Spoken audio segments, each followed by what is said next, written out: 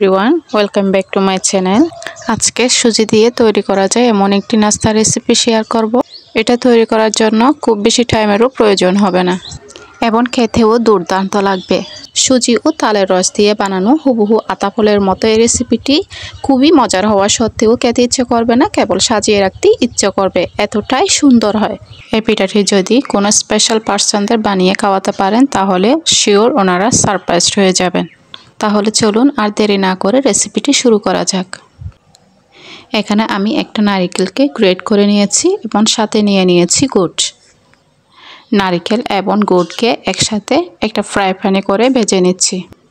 প্রথমে নারকেলগুলো দিয়ে দিয়েছি, এরপর দিয়ে দিচ্ছি গুড়গুলো। গুড় দেওয়ার পর ভালো করে মিশিয়ে নিতে হবে। গুড় এবং নারকেল ভেজে নেওয়ার ফলে পিঠায় একটি সুন্দর ফ্লেভার আসবে। ভাজা হয়ে গেছে, এখন আমি এগুলোকে একটি প্লেটে করে তুলে নিচ্ছি।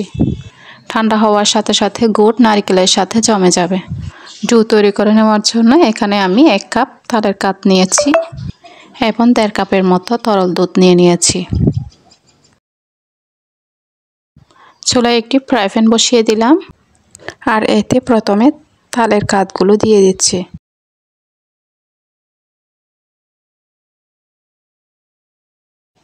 তালের কাঠগুলো দেওয়ার পর নেড়ে ছেড়ে লবণ দিয়ে হালকা বলক তুলে নেব।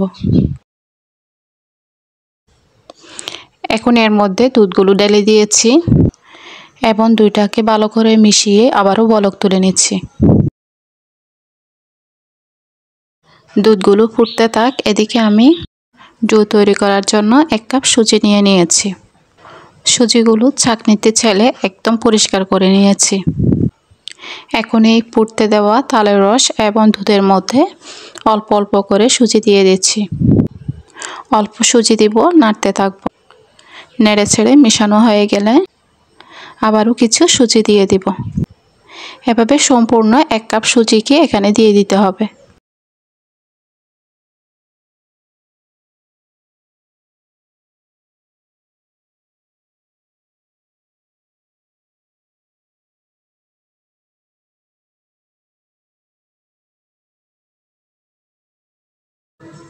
সব কিছুর সাথে নাড়তে নাড়তে সুজিগুলো যখন শুকিয়ে এই পর্যায়ে হয়ে আসবে তখন খুন্তি দিয়ে ঢলে ঢলে একদম সফট ডো তৈরি করে নিতে হবে। ডোটা একদম সফট হয়ে গেছে, এখন আমি এই ডোটাকে একটা বাটিতে তুলে নিচ্ছি। এরপর আমি যে নারকেল এবং গুড়কে জমতে দিয়েছিলাম সেখান থেকে একটু একটু করে নিয়ে ছোট ছোট গোল গোল বল আকৃতির করে বানিয়ে নিচ্ছি। এই তো আমার সবগুলো বল বানানো হয়ে গেছে। এখন পিঠাগুলো তৈরি করে নেওয়ার পালা। পিঠাগুলো তৈরি করে নেওয়ার জন্য প্রথমে আমি এখান থেকে অল্প করে ডো নিয়ে নিচ্ছি। ডোটা নিয়ে হালকা চেপে একটা গর্ত করে এর ভিতরে পুরটা দিয়ে দিচ্ছি। এখন এই গর্তের ভিতরে পুর দিয়ে চারপাশ থেকে ধরে মুড়িয়ে 2 হাতের তালু দিয়ে ঘুরিয়ে ঘুরিয়ে একটা বল আকৃতির করে নিচ্ছি। একটা বল তৈরি করা হয়ে গেছে। এখন আরেকটি বল তৈরি করে দেখিয়ে দিচ্ছি।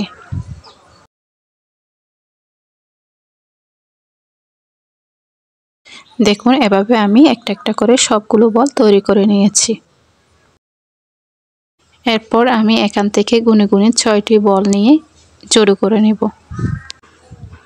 বলগুলোকে হাতের 2 তালুতে নিয়ে এভাবে চেপে চেপে জড়ো করে নিতে হবে। সাবধানে চাপ দিতে হবে যাতে ভিতরের পুরটা বের হয়ে না যায়। এই তো এভাবে করে একটি পিঠা তৈরি করে নিয়েছি। এখন আমি এটাকে একটা প্লেটে করে সাইডে রেখে দিয়েছি। এখন আমি একে একে বাকি পিঠাগুলো তৈরি করে নিচ্ছি।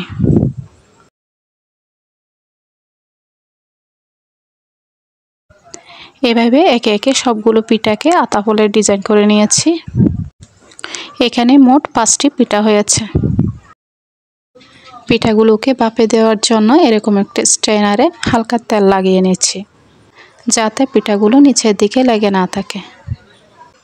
তেল লাগিয়ে নেওয়ার পরে একটা একটা পিঠা এই স্ট্রেনারের মধ্যে দিয়ে দিচ্ছি।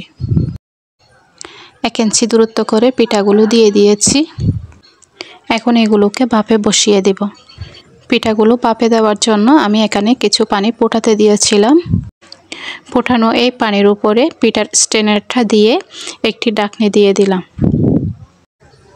পিঠাগুলো আমি 5-6 মিনিটের মতো ভাপে রেখে দিয়েছিলাম। এর মধ্যে দেখুন পিঠাগুলো একদম পারফেক্টলি হয়ে গেছে। এবং চুলা থেকে নামিয়ে এই পিঠাগুলোকে আরেকটি ডিজাইন করে নিয়েছি। ডিজাইন করে নেওয়ার জন্য এখানে আমি কিছু পাতা দিয়ে দিয়েছি। পাতাটা অ্যাড করার পর দেখুন মাশাআল্লাহ পিঠাটা একদম আতা ফলের মতো লাগতেছে। এভাবে সবগুলো পিঠার মধ্যে পাতাটা অ্যাড করে দিচ্ছি। পিঠাগুলো তৈরি করার পর মাশাআল্লাহ দেখুন ফাইনাল লুকটা কত সুন্দর লাগতেছে। পিঠাটা আপনাদের কেমন লেগেছে কমেন্টসে জানিয়ে দিবেন। সাথে ভিডিওতে একটি লাইক দিবেন। চ্যানেলটি সাবস্ক্রাইব করে পাশে থাকা বেল আইকনটি প্রেস করে দিবেন। সবাই ভালো থাকবেন, সুস্থ থাকবেন। পরবর্তী ভিডিও দেখার জন্য আমন্ত্রণ রইল। আল্লাহ হাফেজ।